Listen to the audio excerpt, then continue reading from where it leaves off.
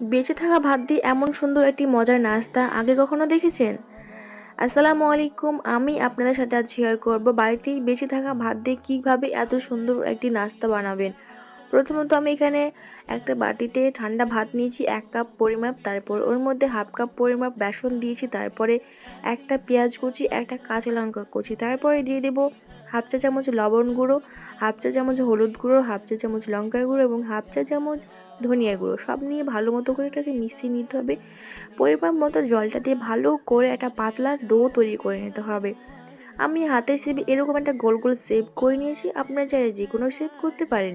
তারপরে গ্যাসে কড়াই বসিয়ে তেলটা গরম করে নিয়ে হালকা আঁচে এটাকে মুচমুচি করে ভেজে নিলে তৈরি হয়ে যাবে ভাত বেসনের ক্রিস্পি পকোড়া। আপনারা অবশ্যই বাড়িতে একবার ট্রাই করে দেখবেন, এটা খেতে খুবই মজার। অবশ্যই ট্রাই করে দেখবেন। আর হ্যাঁ, ভিডিও ভালো লাগলে লাইক, কমেন্ট, শেয়ার করতে ভুলবেন না। আমার চ্যানেলটিকে অবশ্যই সাবস্ক্রাইব করে দিবেন। ধন্যবাদ।